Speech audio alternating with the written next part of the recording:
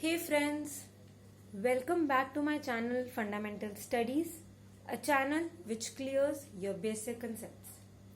Friends, I hope that you all are doing really well and enjoying studying with Fundamental Studies. Okay, so friends, today's topic would deal with about the blood supply of the scalp, which includes the arterial supply and the venous drainage. Secondly, the lymphatic drainage, and thirdly, the nerve supply of the scalp. So let's begin. First of all, let's discuss about the blood supply of the scalp. So friends, one thing which is really important that I would want to tell you people is that whenever the question comes blood supply of scalp or of any of the part of the body, so what students do a common mistake is that they simply write about the arterial supply. They ignore the venous drainage. Whenever the term blood supply comes, so blood supply includes both the arterial supply and the venous drainage. Blood supply means that what are the arteries that supply that particular part plus the veins which drain that particular part. So the term blood supply means arterial supply and the venous drainage. So this is a very important point which I would want you to always remember and keep in your mind whenever you see the question regarding the blood supply.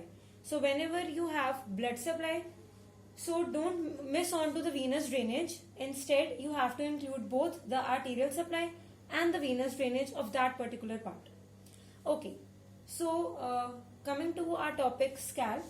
The blood supply of the scalp, that is the arterial supply and the venous drainage. First of all, talking about the arterial supply of the scalp. In a total, you have 5 arteries that supply your scalp.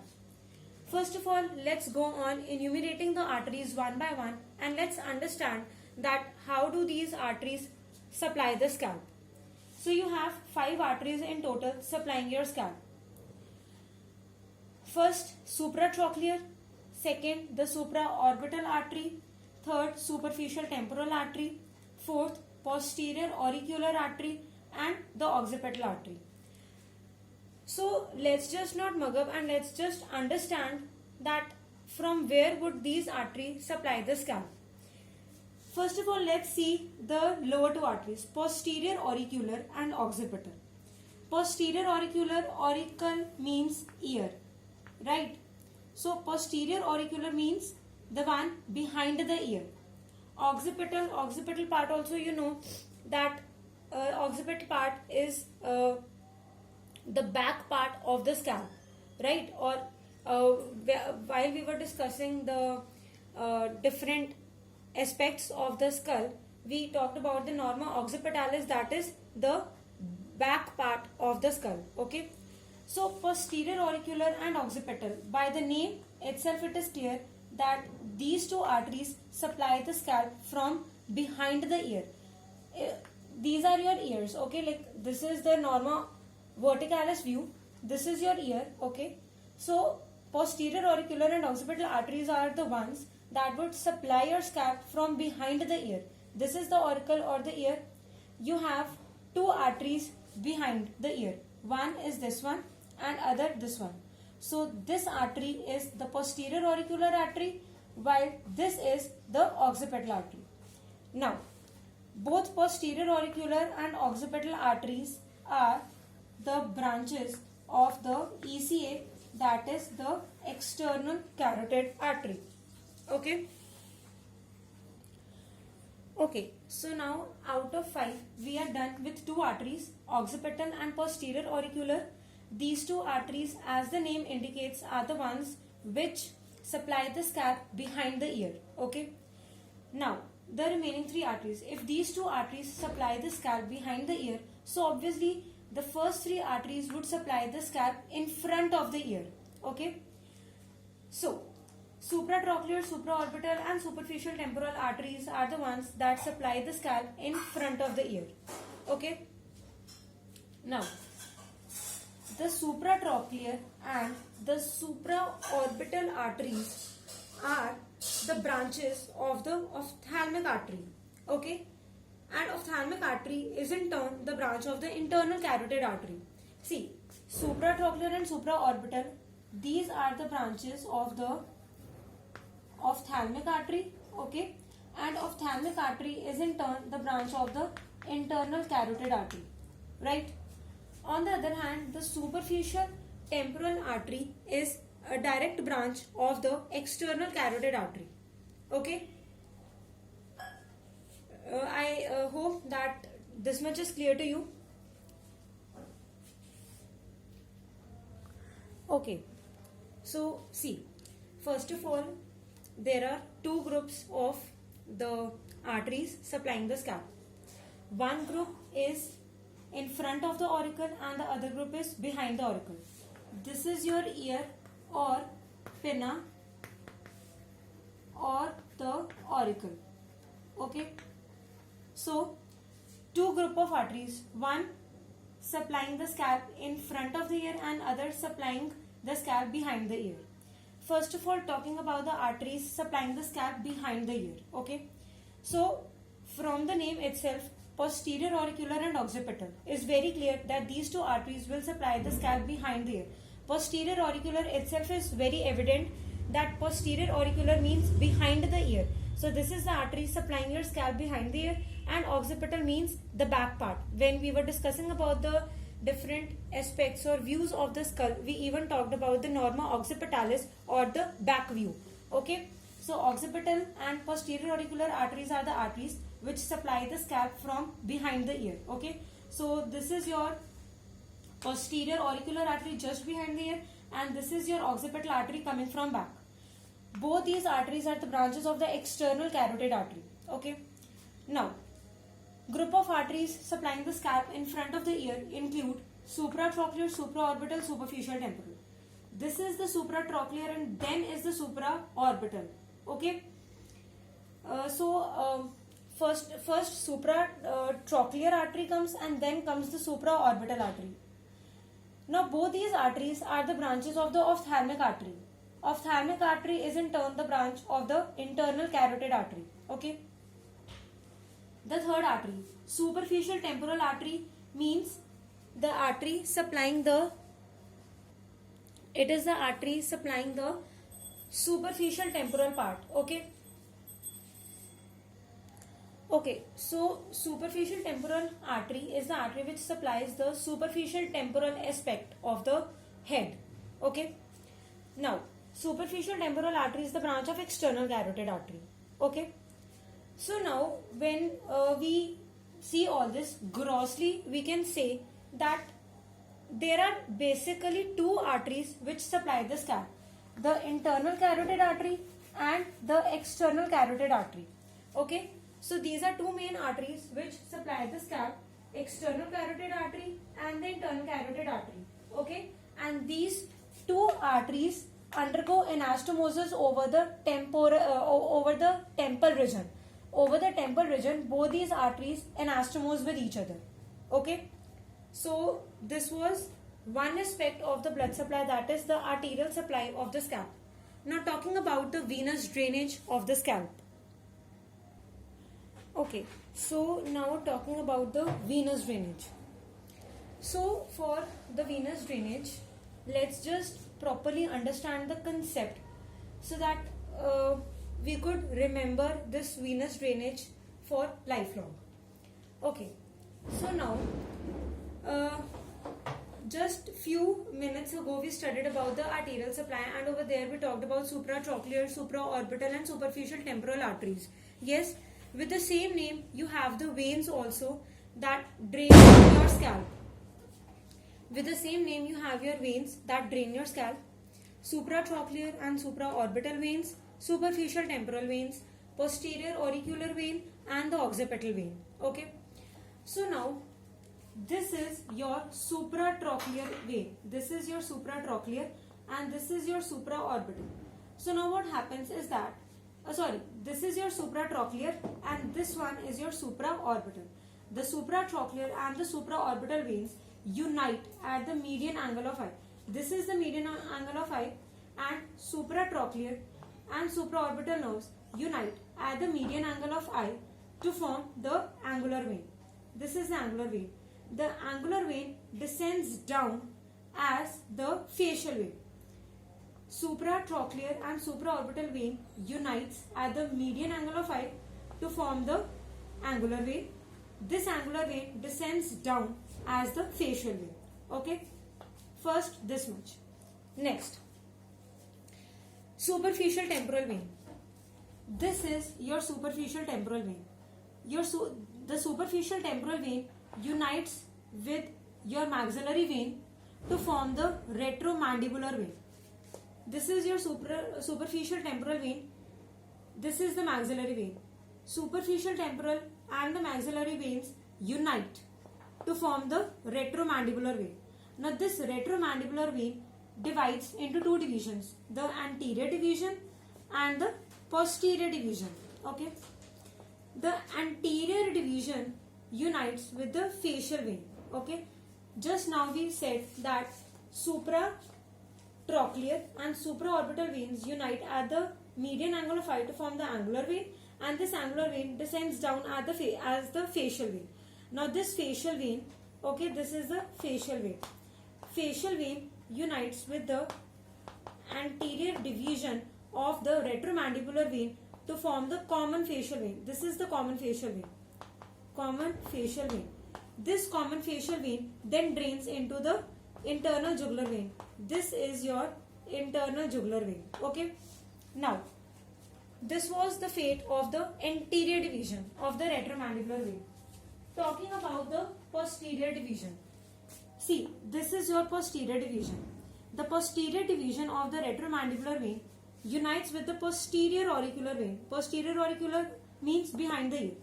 It unites with the posterior auricular vein to form the external jugular vein. This is the external jugular vein, okay? And this external jugular vein then ultimately drains into the subclavian vein. This is your subclavian vein, okay? And this one is your occipital vein, okay, which drains into the suboccipital venous plexus, okay? Once again, revising and understanding the venous drainage of the scalp properly. This is your supratrochlear vein and this is your supraorbital vein, okay? This is your angular vein and this is your facial vein. And this is the median angle of eye, okay? Now see, the supratrochlear and the supraorbital veins unite at the median angle of eye. Supratrochlear, supraorbital uniting at the median angle of eye to form the angular vein. This is the angular vein. Now this angular vein descends downwards as the facial vein, okay? Till here is clear? Now, this is the superficial temporal vein. The superficial temporal vein and the maxillary vein. This one is the maxillary vein and this is the superficial temporal vein. STV means superficial temporal vein. Superficial temporal vein and the maxillary vein unite to form the retromandibular vein. This is the retromandibular vein. RV, retromandibular vein. Now this retromandibular vein divides into two divisions, the anterior division and the posterior division, okay? PD, posterior division, AD, anterior division. This anterior division unites with the facial vein to form the common facial vein. Anterior division, facial vein. Unite over here, anterior division, facial vein united, they form the common facial vein. Now this common facial vein drains into the internal jugular vein. This is the internal jugular vein, okay? This was the fate of anterior division of retromandibular vein. Now, the fate of the posterior division. This is the posterior division of the retromandibular vein. This posterior division of retromandibular vein unites with the posterior auricular. See, this is your ear auricle. The one drawn with the white chalk is the ear auricle, and the posterior auricular vein arises from behind your ear, okay? So, the posterior division of retromandibular vein unites with the posterior auricular vein to form the external jugular vein. Now, this This one is the external jugular vein. Okay. Now this external jugular vein ultimately drains into the subclavian vein. This is the subclavian vein. Okay. And this is your occipital vein which drains into the suboccipital venous plexus. Okay. So this is about the venous drainage, the one aspect or one part of the venous drainage. I'll wait for few seconds so that you people could take the screenshot if you require.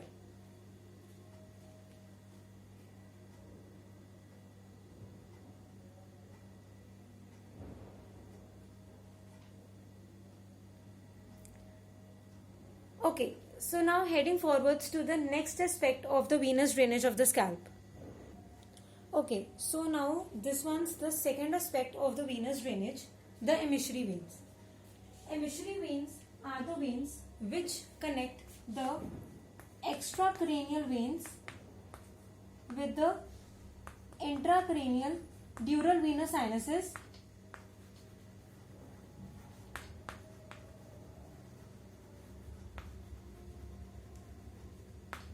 Okay, so emissary veins are the veins which connect the extracranial veins with the intracranial dural venous sinuses in order to equalize the pressure. Okay, so you have two emissary veins, the parietal emissary vein and the mastoid emissary vein. The parietal emissary vein passes through the parietal foramen, okay, to enter into the superior sagittal sinus. I told you that emissary veins connect the extracranial veins with the intracranial dural venous sinuses.